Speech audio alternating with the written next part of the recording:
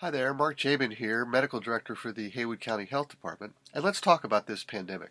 So time for our weekly update. But first, kudos to Mountain Eye Associates and to Dr. Gillespie's dental practice, both keeping you safe. And much thanks to the Chamber of Commerce recognizing businesses doing their part. Now, against a backdrop of accelerating cases across the South and West, here is what we are seeing since last week. COVID-like illness visits, cases, hospitalizations across the state and across western North Carolina continue their upward trend from last week. Deaths, thankfully, are not up, but in Arizona and Texas, they are. And those places appear to be a few weeks ahead of where we are currently. In Haywood County, we saw a 23% increase in cases in just the last week, 18 new cases, now up to an overall total of 95. Most importantly, though, there are 22 active cases and 46 people in quarantine. A week ago, that was 12 and 19. The percent positive test rate jumped up to 7% this week, compared to about 1% the week before. And here is a graph I'd like you to take a look at. The red line shows a trajectory from our recent spike in early June. It predicted 90 cases by the end of July. The blue line shows the new trajectory. Looks like we are on to a new spike, with a prediction somewhere around 160 cases by month end. We'll have to see. In the past week, both Henderson and Buncombe counties increased their cases by around 20%. Swain and Macon each around 10%. But Jackson County increased their cases around 40% just last week. Over in East Tennessee, Sevier County now has 266 active cases. It's one of 4 counties recognized by the governor of Tennessee as a hotspot. And by the way, we have seen people who here in Haywood County who visited there and have come back infected. In Cocke County, just to our west, there are 32 active cases now. So many places have paused reopening and in some cases reinstated restrictions.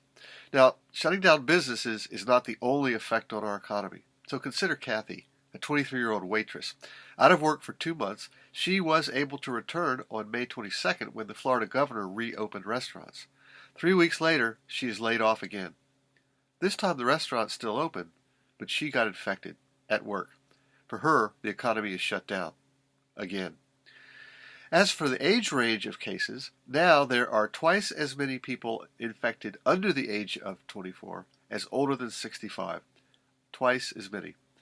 So consider Martin, 50-year-old, healthy, other than mild asthma. He is now fighting for his life on a ventilator, and it doesn't look good for him. So I think we can all agree. Number one, the experiment to reopen has not worked out as planned, and we ignore that reality at our own peril. Number two, the problem has not been just the virus. Early on, enough people took the recommendations to heart, and that was enough to keep the lid on. We knew reopening meant more contact between people, more heat to the pot.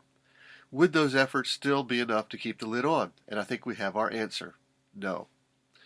Number three, it's now clear we reopened too much too soon, and given how not enough of us chose to respond. And there are many examples.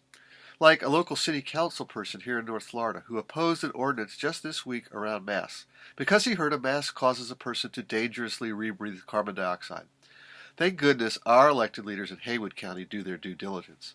Or like the person interviewed on the street who stated that, COVID's no big deal. Well, when was the last time hospitals were overrun by an infectious illness? When was the last time we saw an infectious illness kill 128,000 people in 4 months? 2.5 times more than in a really bad flu season. Number four, many other countries endured their hard hit. They buckled down, and after 2 to 3 months, see the trajectory of their cases way down. They waited to reopen long enough to have their economies reopen safely. We, on the other hand, did not follow that path. It's been 2 to 3 months for us now, too, since our efforts started. And look where we are. Our curve never way down, and now going back up. The danger to society, health, and everyone's job is not the virus. The danger is from enough of us who don't do their part. We don't have to agree on everything to agree on some things. And this we can agree on. Cases are ramping up again. The question is, will enough of us course correct and ramp up our efforts in response?